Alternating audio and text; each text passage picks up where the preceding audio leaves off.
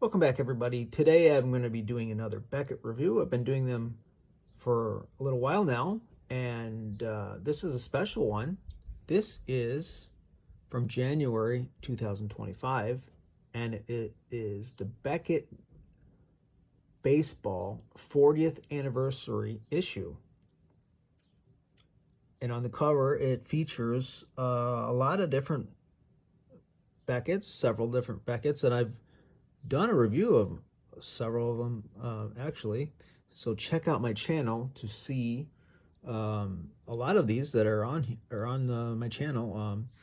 My favorite one is the Robin Yount 3000 hit issue featuring his rookie card, which is my favorite card, and so just a great issue. I've also done the Shohei issue. I've done the Cal Ripken, done the Griffey. I have several of these other ones.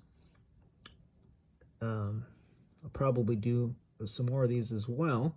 On the back, just an ad for blowout cards.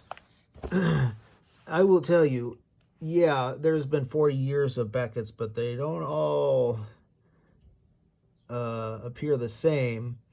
As you can see, the first issue just had a couple of cards on it, and not even like a player or anything. Just it was strictly a card hobby magazine, baseball card price guide, and the player really wasn't that important. Later on, they would really feature the player, and then they would show his cards as well. But it was just like, and then and then now it's just something totally different than what it was. But down here on the bottom says Jim Beckett 40 years after. Let's take a look inside and see if they have something about Dr. James Beckett, because he's the one that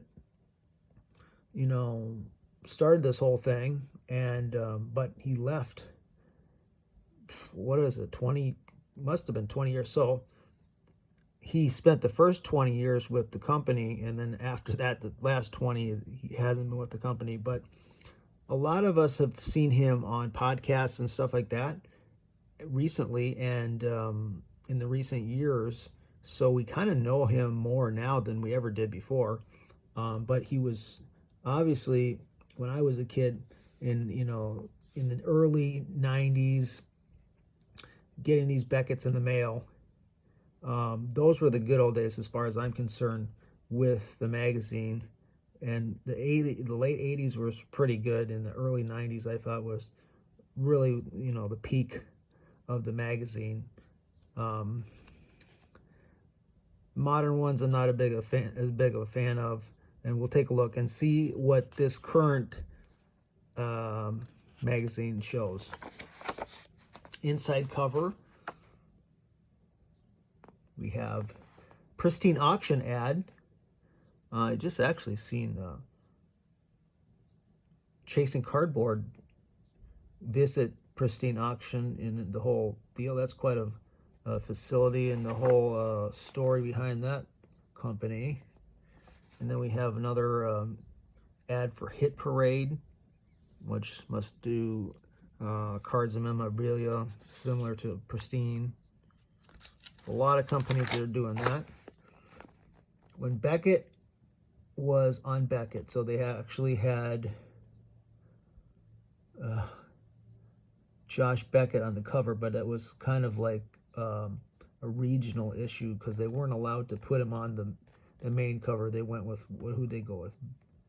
Barry Bonds instead, or something like that.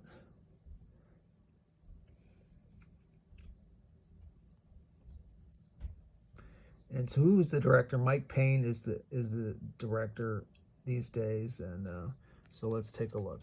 The collectorconnection.com, have an ad there for that. The Hot List Baseball. So one thing that was always a mainstay or popular thing was the Hot List.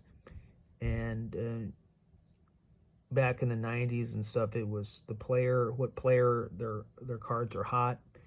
Well, in this current issues and stuff like that, it is which specific cards are hot. And looks like mostly really super modern stuff. We do have some like cards from a decade ago or so, rookie cards and such, like a Mike Trout rookie still on this hot list. Kind of surprised by that, but we have Juan Soto and Shohei Ohtani cards, but other autographs of more prospect guys. Some of these guys kind of like, but your top players really. Some prospects that I've not really even heard of really, but some of these are just your standard superstars, and their autograph rookie card usually on the hot list here. Still in the game, as his print creation celebrates its 40th anniversary, Dr. Jim Beckett talks about how the magazine developed and how his podcast is keeping him an active player. And so Dr. Jim Beckett has now been away from the company that bears his name for as long as he was at the helm as its founder, 20 years.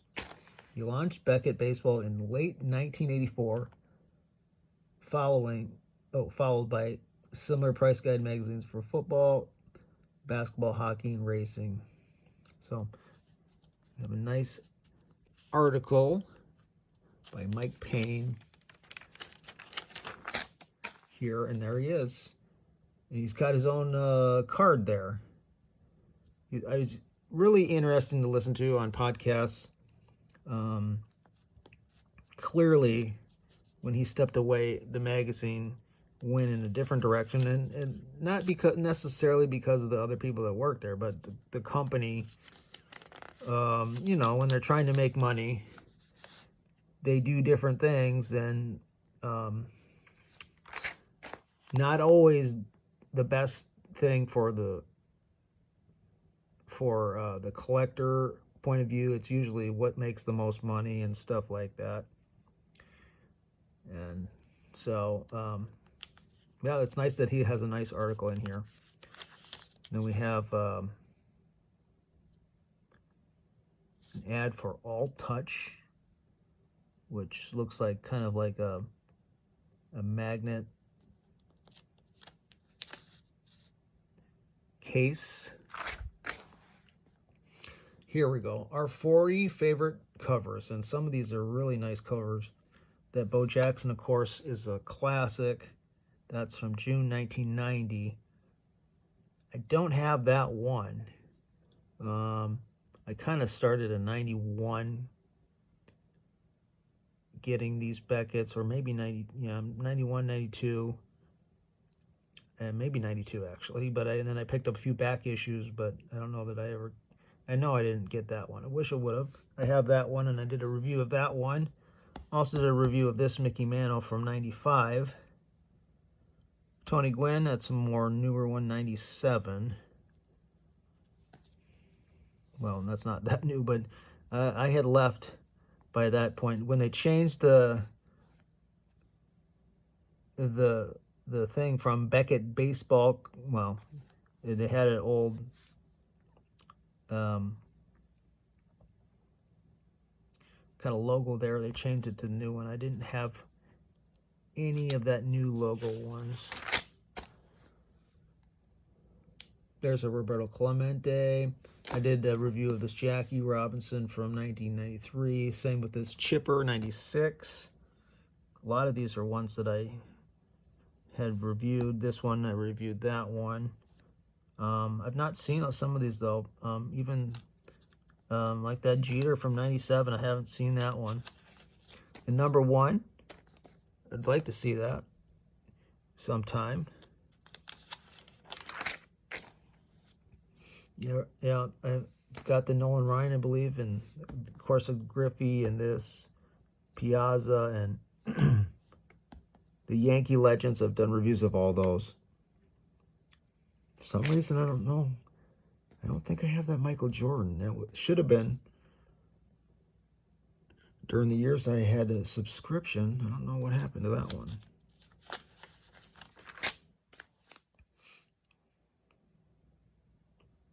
Of course, I've got that one, that one. I haven't seen these other ones though.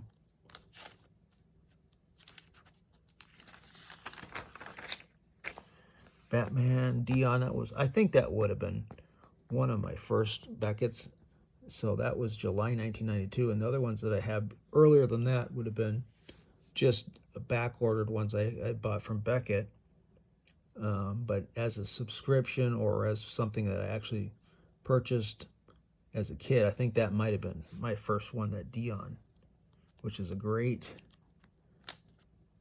issue.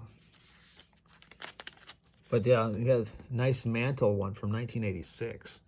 Would like to see that one.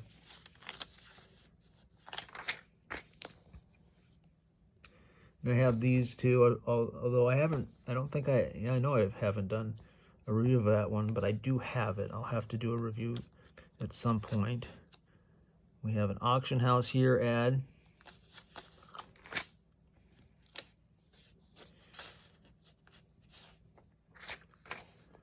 And now we're going into kind of modern baseball products coming out, kind of a review. This one is, what is this? 2024 Panini Impeccable Baseball.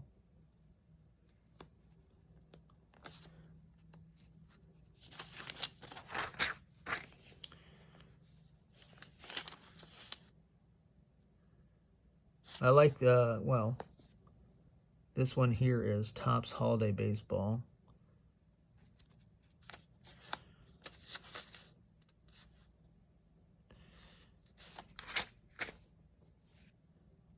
Here's an ad, somebody buying vintage 2024 Leaf Metal. It looks pretty cool, actually.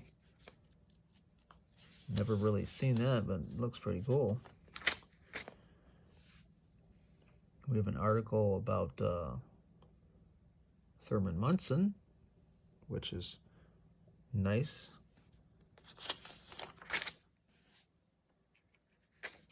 Here's an ad for Beckett Slabs,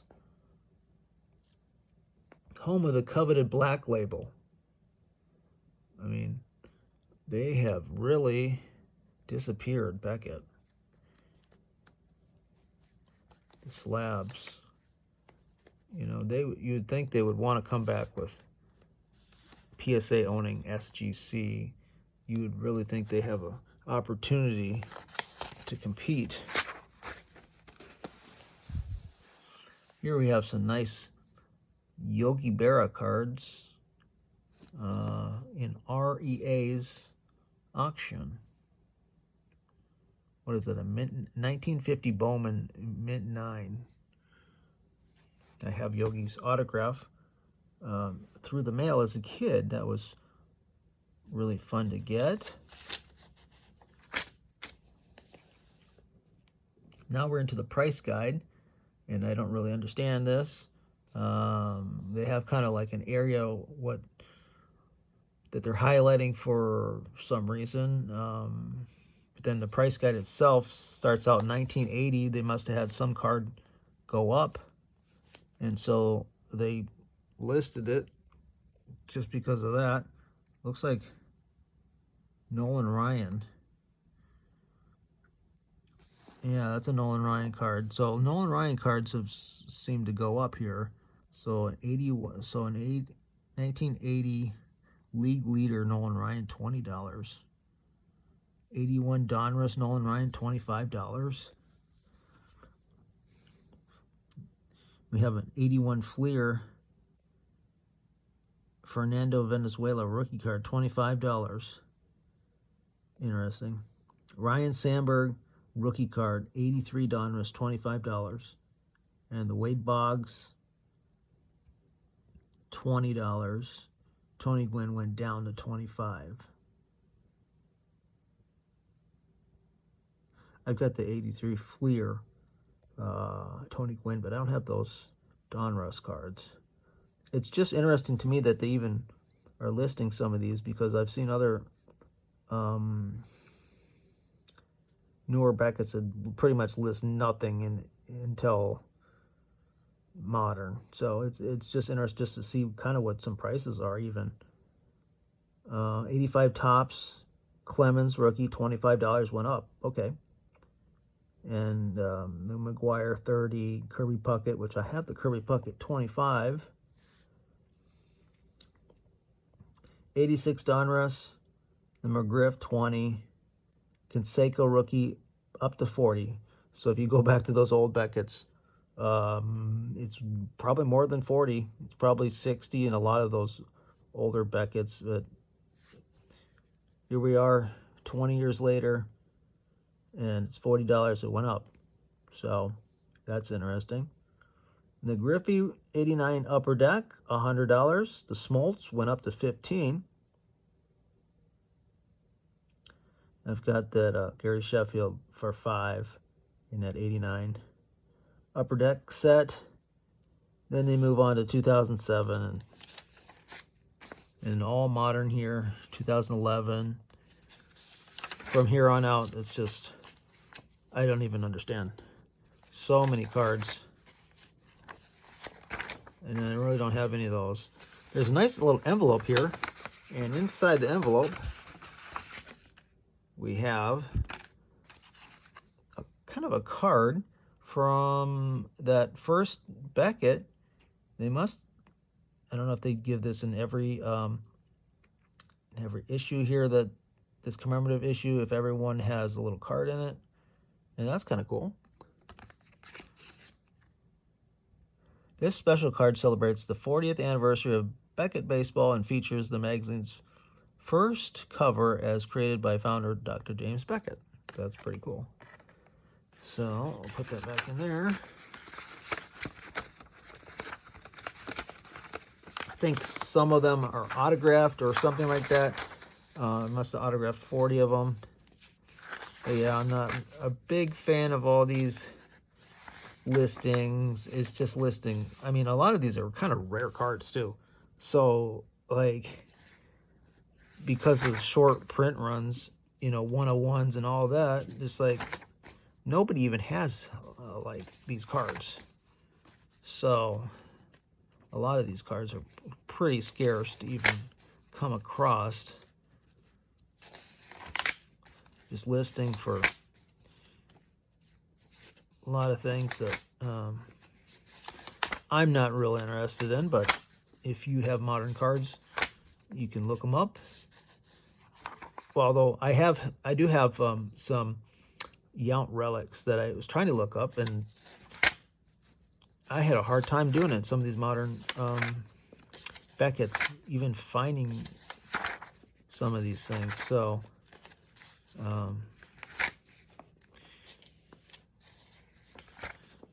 they sure have a lot of listings. So for the modern collector, I guess, I don't know. If you're a modern collector, do you look at the current Beckett's? I mean, I know vintage people and kind of the junk wax people, that's like, there's really no point in getting a Beckett. There's not a lot for articles, you know, and it's mostly just a couple articles and a bunch of ads and a lot of modern stuff. So, but for the modern people, the people that collect modern cards, I mean, I have a couple of Churio cards. I could see what they're even listed at. I've got 2024 Finest Churio. Let's see what that's listed at. Oh, there it is, $10. Okay. Interesting. I know I didn't pay $10, so probably paid like $2.50 or something like that on ComC. Interesting. But let me know in the comments if you are a modern collector. Do you need a Beckett, or is that even relevant?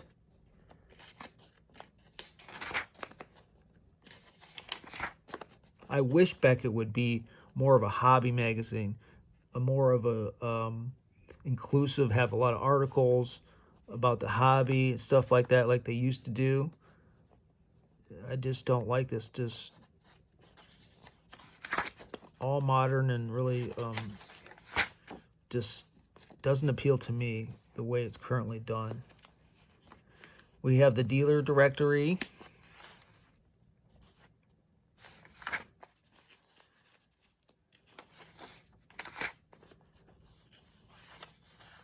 And we got the show calendar, which is very thin compared to what it used to be in the old Beckett's. I mean, it used to be like several pages, really small print. And here it's just not as many shows, although shows are still very much a thing these days. And then that's pretty much it. The last is kind of inside the cover, buying. We have an ad here. People are buying, so that's a sports card, baseball card exchange is buying there. So that is your 40th anniversary issue. I'm a little bit disappointed, honestly. They had the nice article about Dr. James Beckett, but other than that, not a lot. Not a lot. A little disappointed about that, but that's why I like the old Beckett's, and they're a lot better to review for me personally. What do you think? Let me know in the comments. Thanks for watching. For some of these old Beckett's, if you haven't seen them, check out my channel, and I've got a review of those. Thanks for watching.